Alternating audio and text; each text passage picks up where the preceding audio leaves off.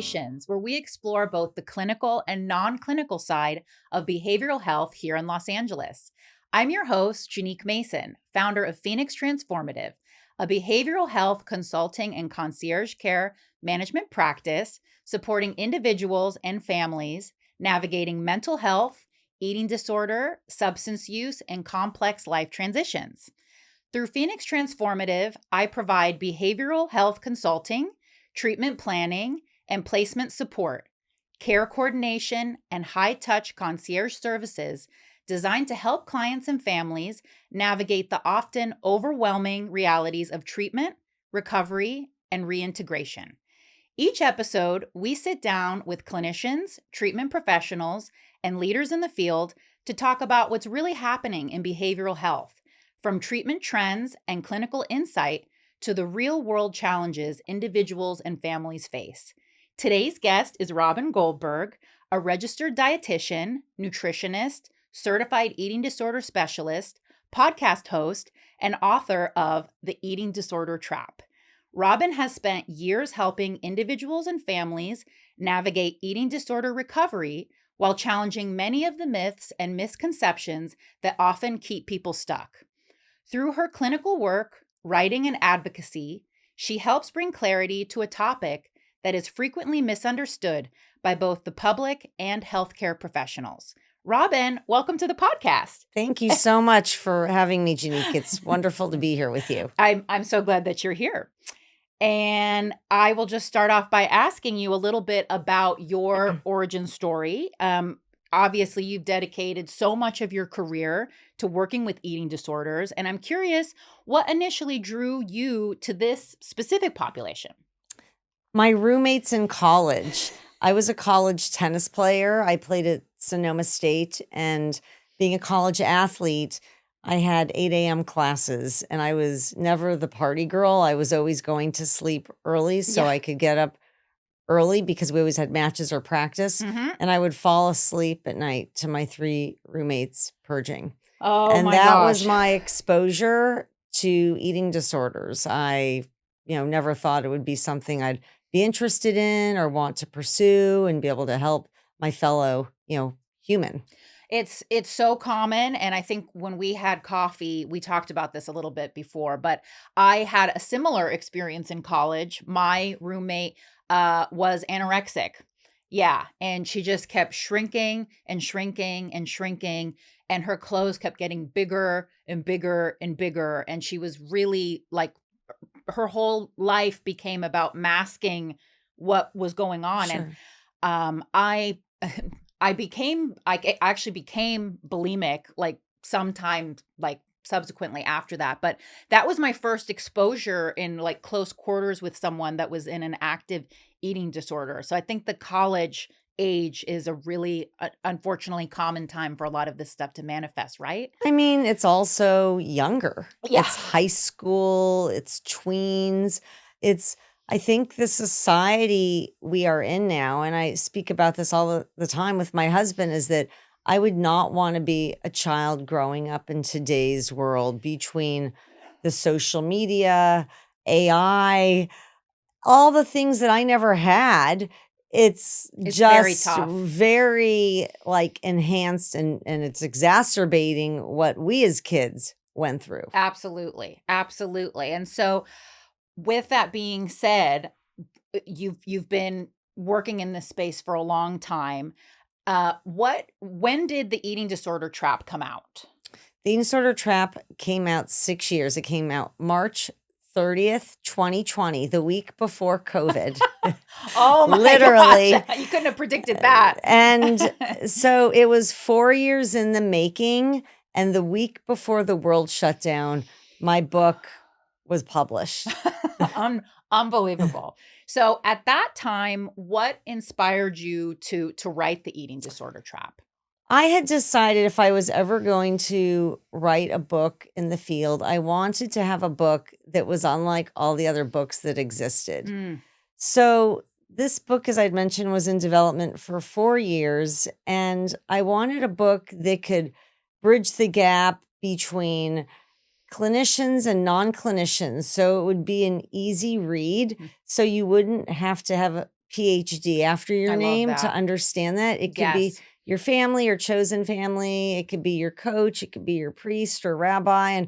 And then, people assume all therapists, all physicians are knowledgeable about eating disorders. And that's not the case. The only area of medicine that mandates training is adolescent medicine. So I wanted a book that for a lot of schools, actually, it's become required reading for physical therapy students, psychiatry residents, residents in other forms of medicine, and, soon to be dietitians. So I really wanted to have learning material that could help everyone. And what I brought into the book was 4 expert eating disorder physicians Wow. as contributors to enhance the credibility, and Huge. 2 well-known eating disorder therapists. And really what I felt was lacking in the field was there weren't books that had that, but also I had a colleague who is transgender, Mhm. and they went through the entire manuscript to make sure I had all appropriate gender affirming Amazing. pronouns and language. And then, Amazing. the last piece was growing up, my brother collected comic books. And I found sometimes, like, especially being a visual learner, if you don't understand the Yes. topic, or like in my case with the book, each chapter could be a very heavy topic. So I had an illustrator that I used that drew non-stigmatizing, weight-inclusive bodies. So It's there would be beautiful. some kind of, caricature that then it could, hit the important topic. Absolutely. And I think like you said, there are hardly any books out there that are written in a way where you could be a clinician or non-clinician and still be able to relate and understand what you're saying. And I think it really comes across that you wrote it from that perspective, which is Thank you. amazing.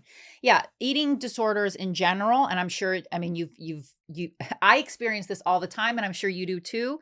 In my work, when I'm connecting with discharge planners or just different people in the field, a lot of people in programs are very afraid of eating disorders, as treatment, and you know what, rightfully so. It's good not to try to get involved in something that you're not qualified in.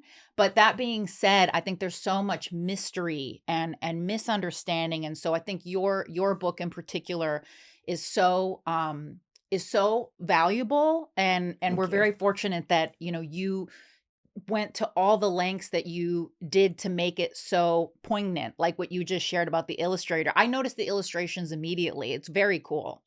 Thank you. Yes, I think being a visual learner, having illustrations that could be light and not be intimidating was Yes. really my purpose. So then the curiosity could continue to carry on. Exactly. And so the title itself is very powerful, The Eating Disorder Trap. And I'm wondering, um, for you, what exactly do you think people are getting trapped by? I love that you're asking this question, Jennique, because many people don't ask, as well as what the cover looks like, which I could talk about. The trap could be the messages we pick up in diet culture. The trap could be what your doctor says to you at an appointment. The trap could Yes. be, oh, this is just for my health, but there's more layers to it. So I say oftentimes people drink the Kool-Aid, and they approach this, they feel like something innocently, like, oh, I'm just going on a cleanse or a fast. Maybe that's their intention initially, but it's very seductive, eating disorders. And it's like, Very oh, seductive. this wasn't hard. I could do this another day and another and another. And it's really that something that, like with Alice in Wonderland, you're falling deeper and deeper into the hole, and you're It's losing control and you're not able to get out. exactly. And you know what comes up for me, and it's so trendy right now, is kind of this GLP-1 world that we're Yes. living in, where and if anyone who follows you has had the privilege of, hearing you speak so articulately on your view, on how that's affecting people. And I think the very tricky thing about GLP-1s in general is it's very seductive, and it can start out with the marketing and whatnot as, oh, it's this, innocent thing. And then before you know it, you're in a full-blown eating disorder, right? Well, the other problem is my bagpipe dream is that individuals were psychologically screened. This is not going to happen, but I'm putting it out into the Right? world because anyone can get these drugs. They're Mhm. very accessible. And to see, like, psychologically, what is this person, where are they at? The trauma, are they an appropriate candidate? But it's Yes. like buying carrot juice. You can get it anywhere. You you really can. Literally, all over the internet. Yes. So with that being said, do you think that there are common traps that families might not even realize that they're participating in? Yes. So I would say one of the big ones right now, I mean, it's been all along, but it's just heightened, is orthorexia nervosa. Okay. That is the obsession to eat healthy. It's taking Oh, yeah. health to an uber unhealthful place. It has to be organic. It has to be raw. It has to be clean. When I hear people talk about clean eating or clean food, I say, wash your food underwater and it will be clean. Right. Right. But that's This one like of them. obsession. It turns into an obsession.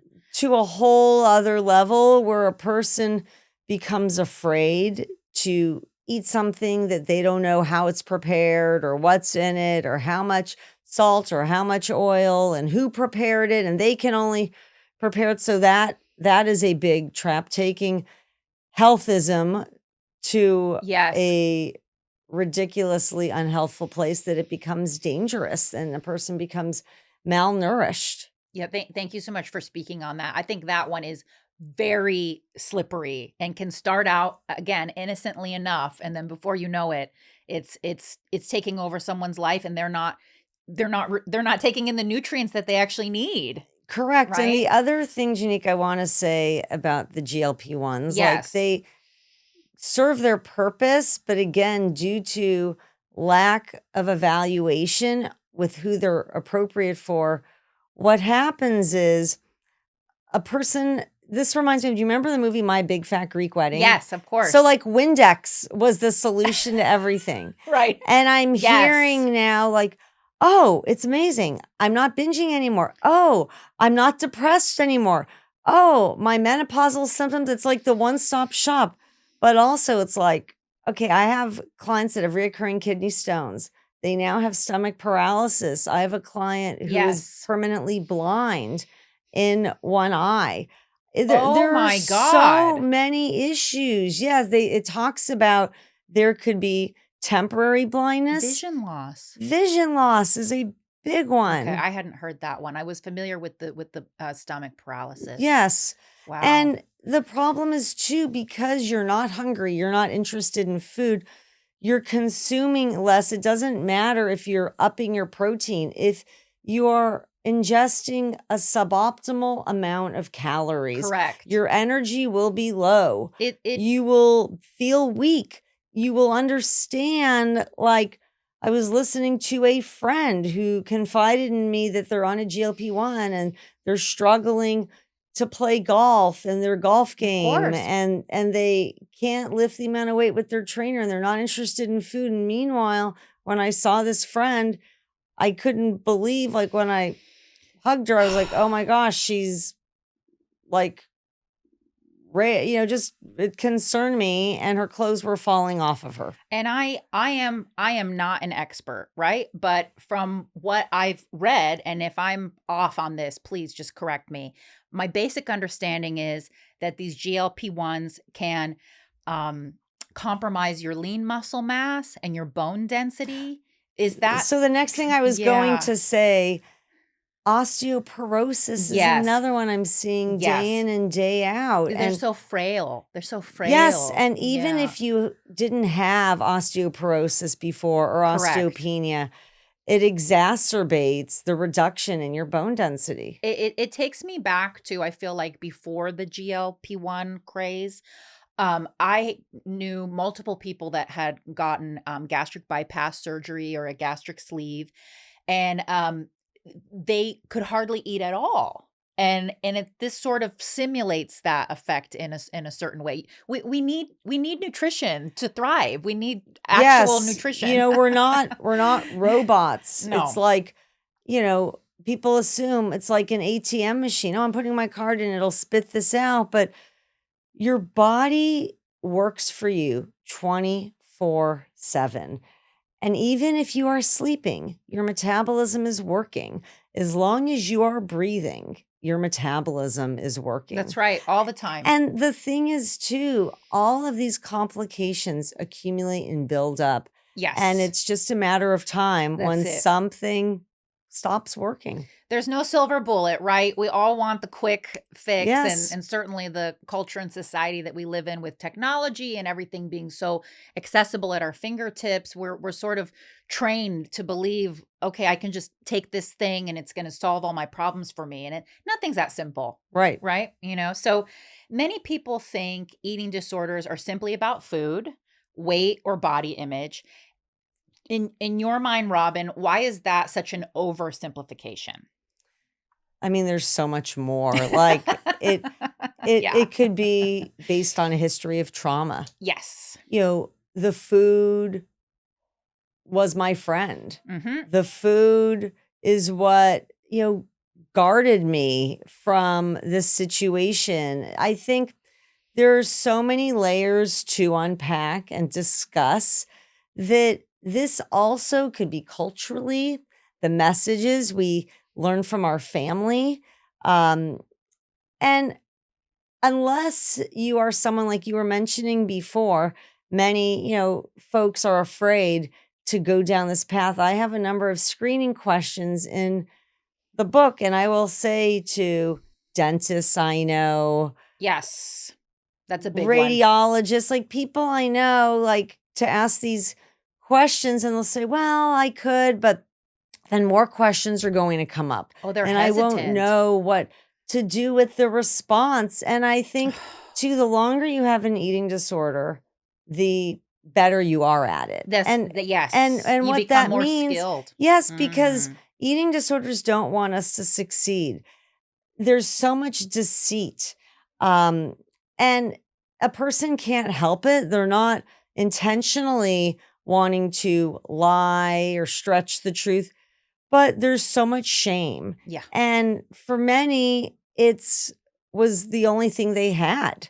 And I think really learning how to know there are providers that are here that are not going to be judging you. That's right. That want to That's be right. able to help you through this long journey, because it takes a team that is skilled and gentle and empathetic to be able to work through this process. So And it's never too late. No, it's never Mhm. too late. As a non-clinical support person, right, where I collaborate all the time, with clinicians like you, if I'm ever supporting a client with an active eating disorder, the first conversation we have is, I'm not going to force you to do anything.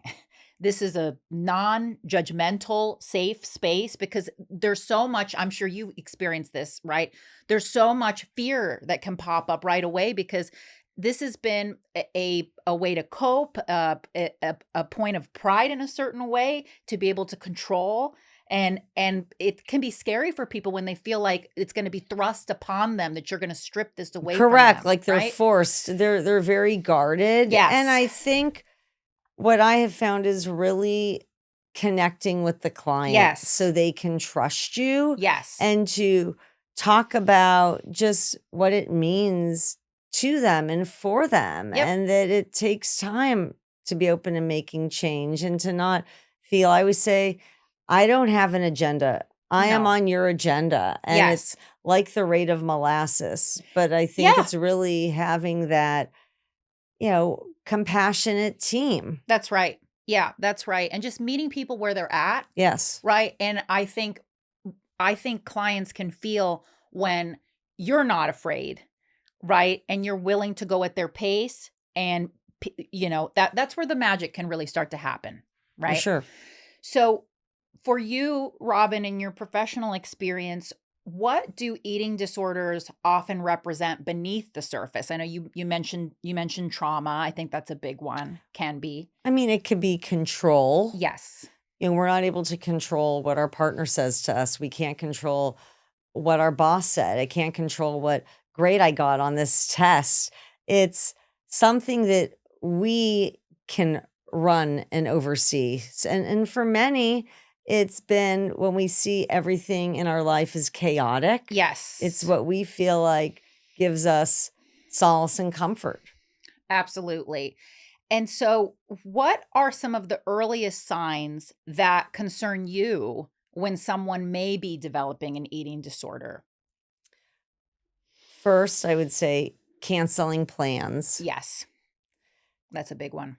Another is only wanting to meet for coffee or a walk, not wanting to go to a meal, or very rigid with what restaurants you will go to versus trying somewhere new. Like I was speaking with a client the other day who has a vacation plan, first vacation in a long time. Okay.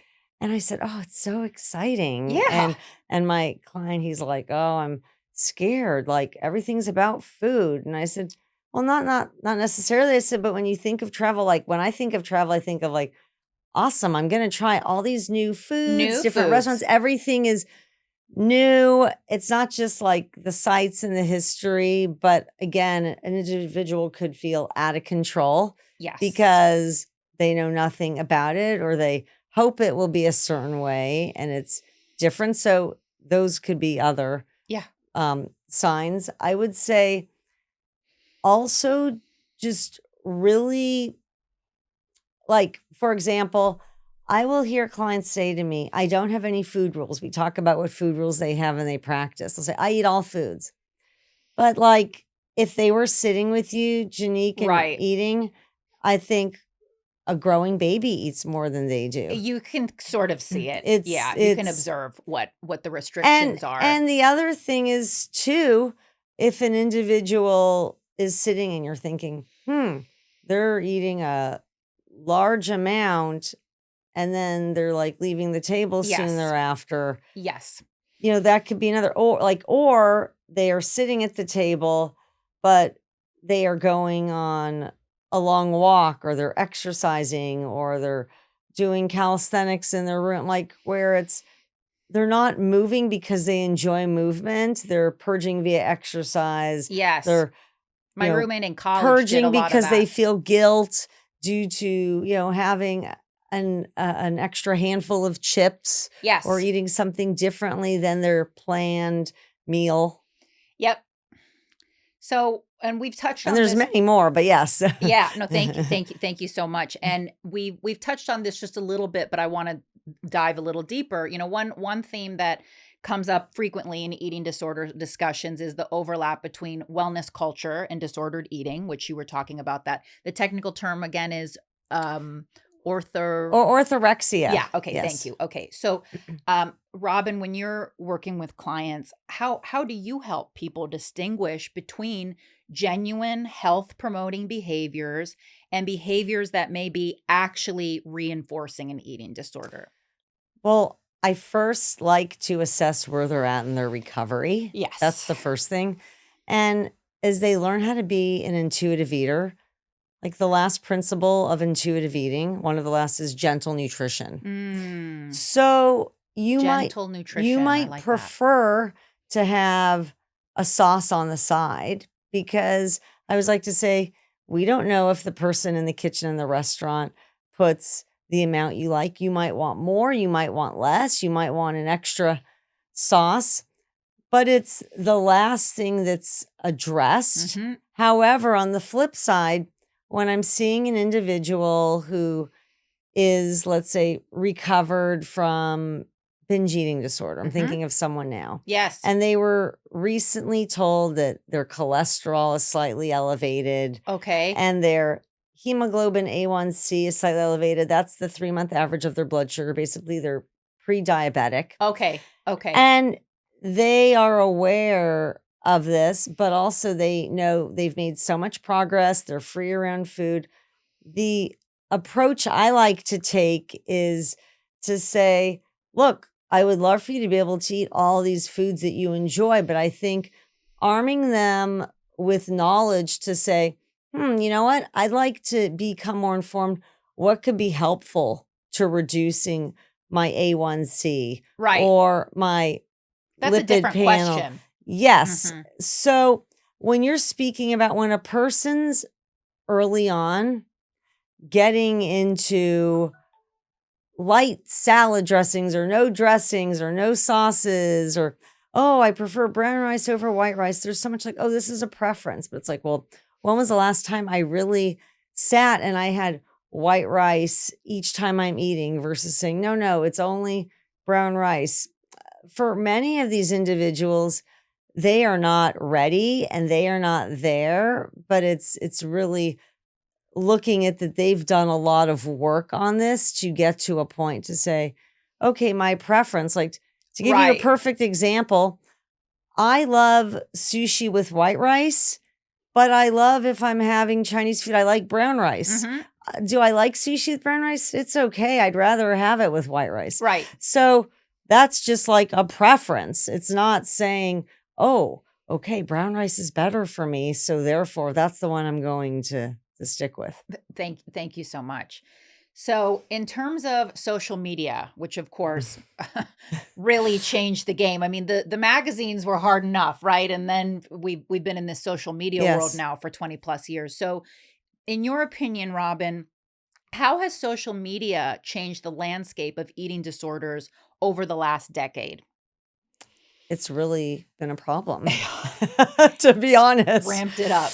Well, the thing is, what we see is not always accurate. It's photoshopped, it's tucked, it's plucked. I remember, You can reshape. well, so listen to this. When I did the headshots for my book, and I remember I met with the photographer, and he says, oh, with this red pen that was on the computer, mark what you want me to change.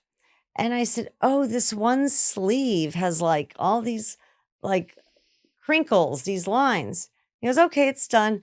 And then he shows me, he goes, Robyn, I can make you look like this. I could give you big boobs. I said, no, I want to look like me. He says, I said, well, you've just confirmed this is what you do. He goes, all day, every day. So what we're Everyone's body looking at, dysmorphia. yes. So what we're looking at is not always accurate. And the joke was, he says, oh, you're like the first person who just wants me to like fix the sleeve on their blouse. Right. I'm like, I want to look like me. I don't want to look like someone else. Do you think that there are any particular trends online right now that concern you? I mean, there's always Yeah. trends that concern me. I mean, I'm not eating carbs. I'm not eating Right. fat. I'm on a cleanse. I mean, there's always trends. Revolving Yes, door. I was Yeah. going to say history repeats itself. Yes, absolutely. Remember, I've been doing this for almost 30 years. So I've seen this. It's kind of like the loop. The loop's coming over and over. Yeah, you see a lot of the same trends just And they're kind of just recycle. renamed. Yeah, renamed. Yeah, where carbs are the enemy, fat's the enemy. We got to count calories now, or whatever. Yes. One that I'm thinking of that I'm curious what your take is. I feel like there's been a lot more marketing around consuming more protein, which on the surface, I mean, seems okay, but in your space, does that create any opportunities for vulnerability, in terms of eating disorder? I don't know. Yeah. I mean, I think especially as we age, Mhm. being a middle-aged adult, like it could be helpful. But as you know, Jennique, our society does not know how to do things in moderation. We're No. either here or there. The problem is with consuming more grams of protein Yes. than your body needs or can handle. Over Yes. time, your kidney function can decline. Also, you could Oh. develop kidney stones. Is that connected to protein? 150%. Oh, wow. I Another, thought that was like dehydration. no. Okay. I have a guy in his 30s that was a college and high school football player and Great just shape. mega dosed protein. Now he's in the working world and he's seeing me for early stages of renal insufficiency, trying to avoid dialysis. From too much protein. Oh, yes, yes. Oh, so you can overdo it. Yes, and you could have uric acid levels be elevated. You could develop gout. You could become constipated. I mean, there's many. So there's a lot of downstream Yes, effects yes. for your body. Nothing is free. There's, issues with overdoing anything. Like you can overconsume broccoli. You heard it here first. We're going to take a quick break and we'll be right back. Sometimes another stay in residential treatment is not always the answer. If you or your loved one have already tried more than once, it might be time to try a different approach. Phoenix Transformative is discreet, bespoke, one-on-one at-home support tailored specifically to your family's unique needs. We coordinate and manage all clinical care so you don't have to. Please text 310-922-1381 for a free consultation today. And we're back. Okay, so Robyn, what are some of the earliest signs that concern you when someone may be developing an eating disorder? I'm not sure how often you get to work with someone at an early stage, but it might happen sometimes. All the time. Okay, all the time. Okay. Brain fog. Okay. I have a hard time concentrating. One of the questions I ask is when you're coming, like you're waking up, you're getting out of bed, or you're sitting and you stand up, do you ever feel lightheaded or dizzy? Okay. Or do you see flashing or spots? That's a big one. Or when you're in the shower. Oh, okay. Your blood sugar's low. That makes sense. Another question I ask is, do you ever wake up in a sweat? And that can be a sign. Yeah, not because you're having hot flashes, not because it's before or during your period, but like you're waking up in a sweat. Okay. So are there symptoms that can be commonly missed because they appear socially acceptable or even healthy? Well, I think a lot of these questions, I'll just say, are not even addressed. Yeah. But what could be seen as socially acceptable is that you're working out twice a day. That's a really good one. And especially like in Los Angeles, I feel like that can be very normalized. Yeah, very, very normalized. So kind of along the lines of diet culture and wellness culture, which we've been touching on. Let's see here. Okay, I think we dove into that. Okay, great. Okay, so, families and unintentional reinforcement. Okay, so families often desperately want to help, right? But can accidentally reinforce symptoms without realizing it. What are some of the most common mistakes that you see loved ones make? It's kind of tricky. They make comments on what you're eating or what you're not eating. Okay. You're eating all of that? That's a very common one. I can't believe you're eating that. Or you should eat more. Or you don't look that skinny. You don't look that sick. You look fine. I don't blame my mom. I think she was doing the very best that she could to instill healthy eating habits within me. And in a lot of ways, she really did. But when I was a kid, I felt a lot of self-surveillance around sweets, right? Like cookies and stuff like that. And it made me hyper vigilant around like, I didn't want to eat them in front of her that kind of behavior. Well, yes, the food police are food out. police. So we tend to sneak. Oh, no one's around. Oh, I'm gonna put another cookie in my pocket. Yeah. And so it resulted in me doing a lot of like private secret eating and Yeah, binge sneak eating for sure. Mhm. Sneaking because we feel like we're going to be judged. Yes. Or we go to the kitchen when everyone's asleep. And then the Yes. following morning we hear, oh, I saw all the crumbs Yes. from the cookies and crackers you ate. Yes. There's so many statements and signs that it's I think, with family, and it's hard, but ideally we don't want them to say anything. I know it's very hard, and I'm not a parent. I don't have children, so I could never claim to know what that's like. And again, I think my mom did wonderful service to me in the fact that she prepared food, whole food meals for us, every single day. I mean, that's a huge commitment and dedication. And That's rare these days. it shaped my life. And, I'm a certified metabolic balance coach, right? Which of course, not to be confused with registered dietitian or nutritionist. But in the work that I do, I follow a food plan with clients that's all whole foods, right? But part of our program is incorporating treat meals. We don't call them cheat meals. We call them treat meals, and not what's the word I want to use?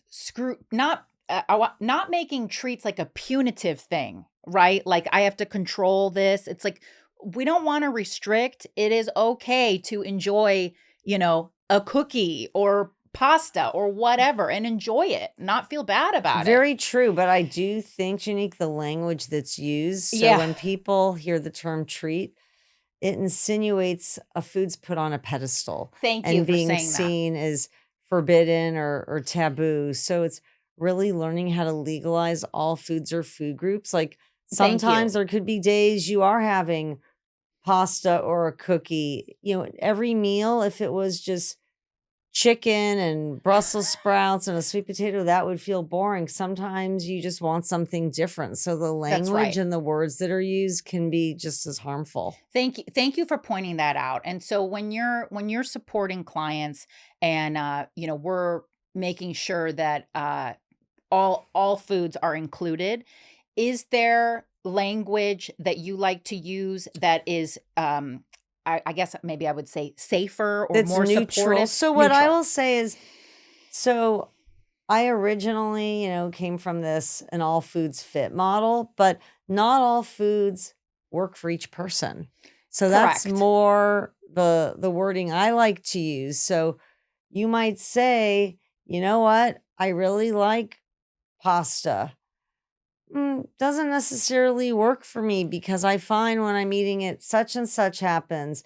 But you know what? If is a side salad or it's mixed into something, like, okay, I'm okay with it. But I think it's really getting to a primitive level with someone to see versus not assuming all foods work for them, but it's knowing that they could be open to it versus automatically shutting it down or saying this is a treat, because sometimes we associate a treat with like, it's a free for all. It's a binge. It's the last time I'm having it. I won't have it till next week. So being very aware around the words that we're using. Yes. I love that. So many people in recovery struggle with rigid food rules. Of course, we're talking about that right now. Can you explain why challenging those rules is such an important part of recovery? I just want to clarify, Jennique, when you said in recovery, are you speaking about dual diagnosis? So my addiction. Thank you. That's what I just wanted to clarify. I think it could be in recovery from acute mental health, yes, substance use, or they're actively in eating disorder recovery. So I just want to address it from the substance abuse. Thank you. Perfect. So we hear, and I understand it, my husband's 33 years being clean and sober. Oh, that's amazing. And I ran, a number of body image and eating disorder groups for many years in different sober livings. And I think oftentimes the abstinence model, individuals will try to then move it onto their food, but we Mm. need food to survive and to be able to say, well, you know what, like I can abstain from toxic relationships. Right. I can abstain from something that does not serve me in my life, but really from a food standpoint to be Yes. able to look at, well, you know what? If I have these cravings, oftentimes cravings are prevalent or larger if we're not getting enough of the nutrients we need Yes. elsewhere throughout Yes. the day, or if we're Yes. skipping a meal or we're going a long time without eating. So that would be Exactly. more the way I would approach it. Yes, and so my first year of sobriety, I gained a bunch of weight because I was in recovery from bulimia and I wasn't drinking and now I'm eating, right? And so once I had a year sober, I started working with the nutritionist. And I remember learning that from her. And she told me I wouldn't focus so much on the foods that you're afraid of eating, the ice cream, the cookies, the candy. Let's focus on making sure that you are getting nutrient rich meals. And if you're doing that consistently, you may find that you're not having those other cravings as much. For me, that was totally true. Well, and it takes It time, takes like time. hormonal shifts. And also, Yes, in fairness, like I would never see someone that does not have a minimum of 90 days correct. sobriety. I mean, a minimum, because That's there's so so smart. many systems that are getting reacquainted. And the thing is, too, when a person is in their disease, they're Yes. most likely not eating regularly. They're No, not as particular what they're eating. at all. And so the problem too is like you said earlier on, we want instantaneous results. And to really have a true moment where you can connect with your body Yes. and look at what you want to eat and what you like to eat and what you're in the mood for is a long journey. It's a long journey, and I was fortunate to be in therapy in addition to my recovery work in my first year of sobriety. And that therapist, I had asked for a referral, like probably in my first 90 days. And she very kindly and lovingly said, I really would like for you to wait until you have more time, just sober, from drugs and alcohol before you add another layer to this, what you're working through. And I was frustrated at the time, but she really saved me. I Great. had a year when I started to, dive into nutrition, and that was the right, time for me to do that, for Great. sure. Well, and the other part I wanted to say is we don't think about that wanting to eat these different foods or move more are there because the feelings are real, they're present. When we're Yes, entrenched in drugs and alcohol, we're correct. not cognizantly there to, it's like, wow, this is painful to feel this or hear this in the room. So that's another reason why an individual is wanting more structure and to be able Yes. to say, tell me what to eat and what not to eat, because it's very messy It in the is. beginning. It's messy, but I think it's okay for it to be messy in the beginning, and then you have a foundation, and then you can introduce Yeah, and structure. detours happen along the way Detours happen. Detours all are the part of the time. journey, and it's Yes. okay, Yes. right? It's okay. So as a dietitian, how do you think about the role of nutrition restoration in the healing process? Well, it's looking at really learning how to nutritionally rehabilitate Yes. yourself. All bodies require some carbohydrates, some protein, and some fat. And not all carbohydrates are going to work for each person. Not all forms of protein are going to work. Not all That's right. types of fat, but it's definitely the nutritional restoration slash rehabilitation. I call it mechanical eating. Which I love that. So why is adequate nourishment or even mechanical eating really often a prerequisite for meaningful psychological work? Because a malnourished body is a malnourished mind. And you're not able to think straight, have rational thoughts. You're more emotional. Your brain is not able to store glucose. It's doesn't have glycogen store. It's needing to eat. Your body needs fuel every 3 to 4 hours. Yes. So, like in our liver, it stores like the extra carbohydrates we had. It's called glycogen reserves. The brain, it's like a malfunction. The brain's not able to do that. So it's normal to feel like you need something every 3 to 4 hours versus going extended periods of time without eating. Yeah, it's kind of like well, I think it can be easy to I get sometimes lost in the thinking it's like the chicken or the egg, right? Like to be able to improve the nourishment that I'm receiving, I need the psychological support, but to do the psychological work, I actually need to be focusing on the nourishment first. So it makes sense.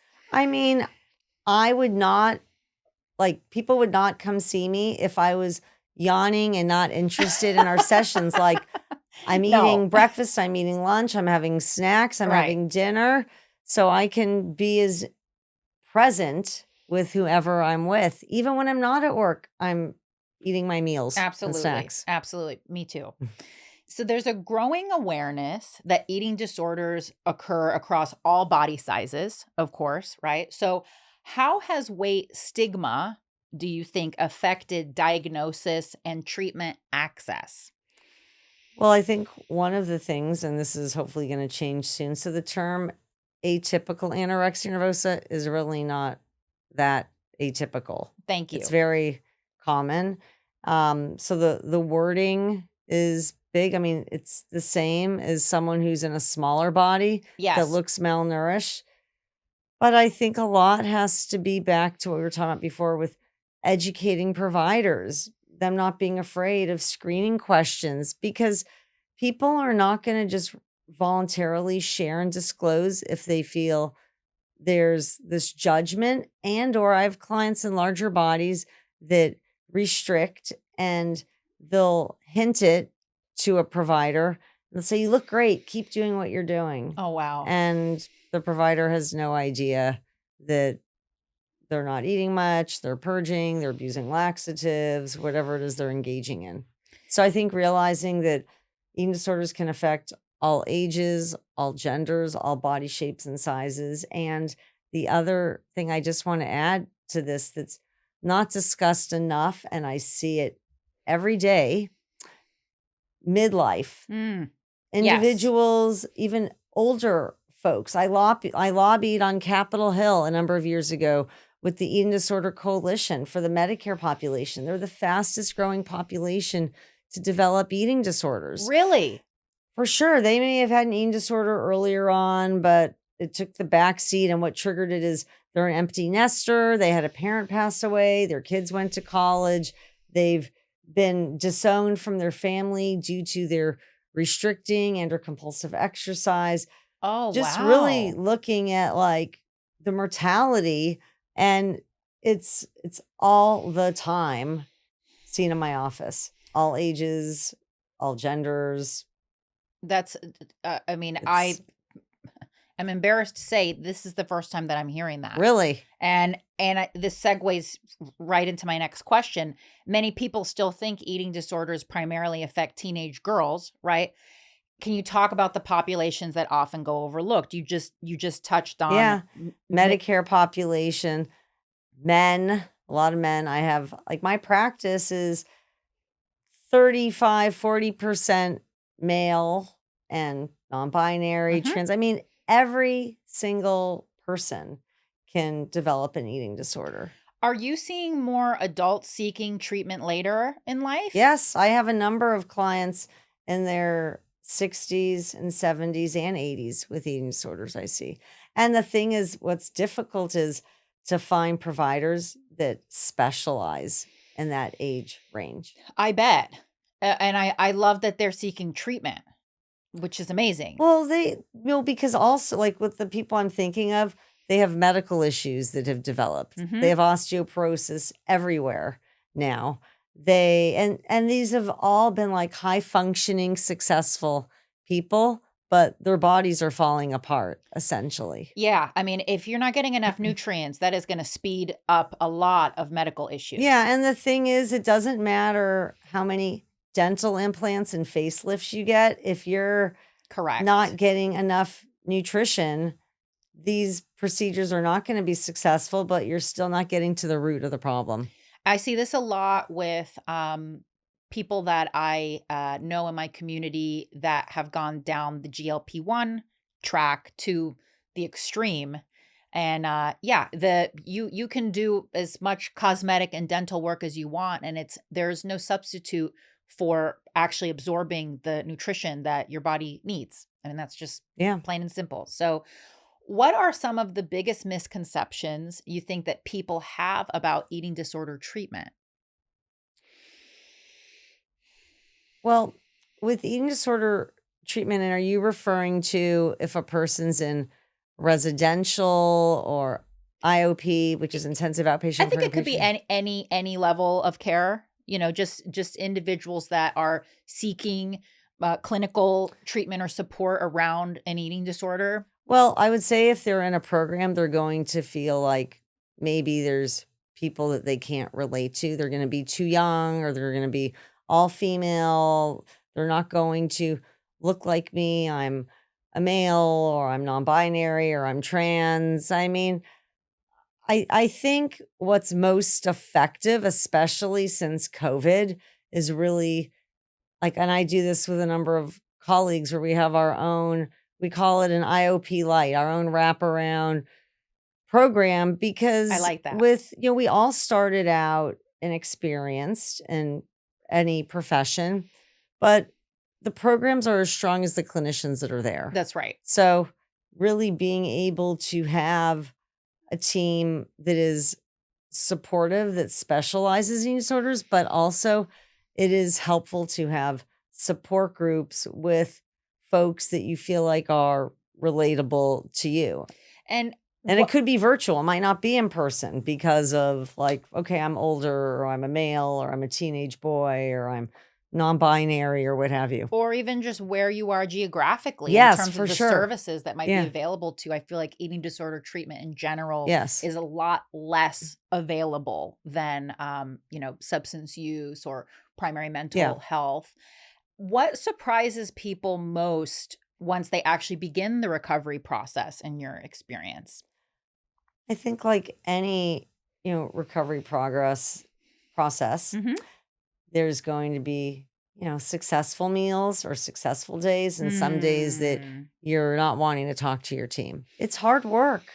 It's very hard work. It's so worth it, but it's challenging. And I really like to celebrate every win, no matter how small or large it is. Mhm. It's important to obtain that praise and encouragement.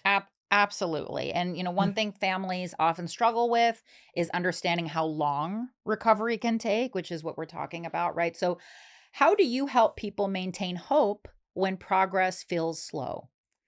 Well, we talk about first and foremost, I mean, it could take 7 to 10 years to fully be recovered if you are actively Wow. working with an eating disorder trained team. And most It's a people are long more time. motivated. It is. But when that's it's the been honest half truth. of your life, and that could be longer than that, Much longer. think 20, of 30 years. think of how limited your life has been, how much more full your life can be and would be if this wasn't the ongoing struggle. Recovery, and we talk about this, is not linear, and there's going to be times that you're feeling more inspired and other times that you want to quit. But looking at where would you be if you hadn't been in it with treatment for as long as you have been with working on it? It's not going to be, I always say, a bowl of cherries with rainbows and unicorns and a hot fudge sundae. It's going to be up and down. There's no quick fix, but you didn't get here in a day, and it's Yes. going to take multiple days, to Yes. work your way through it. But once you kind of build that foundation, you're changing you're potentially changing the course of the rest of your life. Yeah, you're changing your own landscape. You're going to be able to approach your life through a different lens. Which I love that. And with perfectionism, right, which definitely can show up in many eating disorder presentations, what relationship do you see between perfectionism, self-worth, and disordered eating? Well, I think people are very hard on Yeah. themselves, and it might not just be with their food. It could be with their grades. It could be how they part their hair. Ugh. But Yeah. I think being able to take that level of discipline and transfer it to something else. I like that. I like that. So, there was a I'm forgetting her name. I think it's Nikki Reed actually, and she was public about this, a swimmer from UCLA who was recovered from an eating disorder.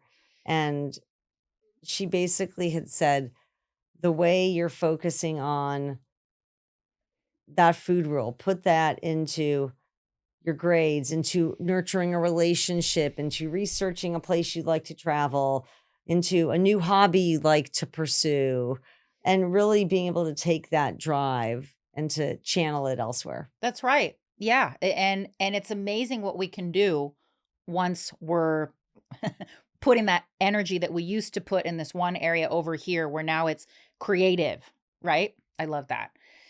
So, obviously, there are, like we talked about, this isn't linear. There are relapse and setbacks along the way, right? For a lot of people. How do you think individuals and families should think about setbacks during recovery? I think parents and families and chosen families really need to do their own work Mm, because their expectations may not be realistic, and every family member should be in their own therapy. I actually created I have a yes. free online course that came out during COVID with my colleague Becca Clegg, who's an eating disorder therapist in Atlanta. Hmm. It's called Your Recovery Resource. Oh my It's gosh. 35 modules of videos, handouts, really to be able to have the family member work on their own stuff. And I think that will help them approach the situation differently because it's what's going to be in the best interest to help their loved one. I love that. And at what point does a setback become a reason maybe to seek additional support? Well, if your labs are getting worse, Okay. if more Yeah. hair is falling out, Hmm. if, well, I think part of it I will say is like when parents or chosen families lack their own boundaries Yes. and they are not following through with what their current team has suggested, it's taking a look at your role in the situation too. That's a big one. And I love your emphasis on the family system, supporting the family system. That's key for Yes. long-term Yeah. recovery. Robyn, are there any trends that you're currently seeing in the eating disorder field that concern you? Yeah. Peptides. Oh my gosh, let's talk There's about peptides, please. there's no regulation. We don't know long term, and the studies are typically done on rats. Great. And look, it sounds cool, Oh but my and peptides have gosh. been around a long time, but now they're being used off label for many other areas. And I speak to many, Body and I recomposition, speak to right? many internists that I work with, and they're like, look, I want to have my patient's safety in my best interests. And I think when we know more, then they can logically be recommended, but also, again, sort of like the GLP-1s off label and getting them everywhere, Mhm. same type of thing. Okay. And I think what It's like the wild, wild west. and what needs to be seen and remains to be seen from what I know is there's not enough third party published research, right? Correct. Okay. Yeah. And that's kind of your It's first again, sign. we want things quick and fast. No one wants to wait. Latest and the greatest, right? It's kind Yes. of like, and this is a little bit of a different topic. I don't want to get too far off into like NAD plus, right? But there's so much buzz around that, and I'm not going to say that it's harmful, but there's not a lot of third party published research on NAD plus either. A lot of these supplements, Yeah. it's just, you're Well- going off of marketing and Well, they're testimonials. not regulated. I mean, Correct. supplements, anyone can put one out. Exactly. And I think we'll end on this question here. Are there any developments that give you hope in the eating disorder space? I think in the eating disorder space, there's different colleagues that are starting other regulating agencies from a Mm. credentialed standpoint. So that's Ooh. what's looking like hopeful. But again, all these things take time. Right They now, sure I do. mean, there's just so many misconceptions, and I think really I just want to say to individuals listening, unless you're following someone that has RDN after their name, it's probably not a good idea to follow for nutritional recommendations what a trainer or influencer will say to you. 1,000%. Because the thing is, I think people assume because they eat, they have a right to tell you what is right for you. And that's a liability. There's a lot of people that eat. Right. Everyone eats. Thank you. And I'm a huge believer in that. I do not work with or support any clients in the eating disorder space without them being actively engaged with the RDN. So thank you for Great. speaking on that. Thank you. Robyn, thank you so much for joining me today and for sharing your expertise and perspective. I really appreciate the work that you're doing to help individuals and families better understand eating disorders and recovery. For anyone listening who would like to learn more about your work, purchase the eating disorder trap, or connect with you directly, where can they find you? My website is askaboutfood.com. My Instagram is at Robyn with a Y, Goldberg, RDN. Thank you so much. And I Thank will you. include links and all of that good stuff in the description box. Make that very easy and accessible for everyone to find you. I would like to thank everyone for listening to Clinical Conversations. To learn more about Phoenix Transformative and the work that we do, supporting individuals navigating behavioral health challenges and life transitions, you can visit phoenixtransformative.com or follow us on Instagram at Phoenix Transformative. Until next time, bye.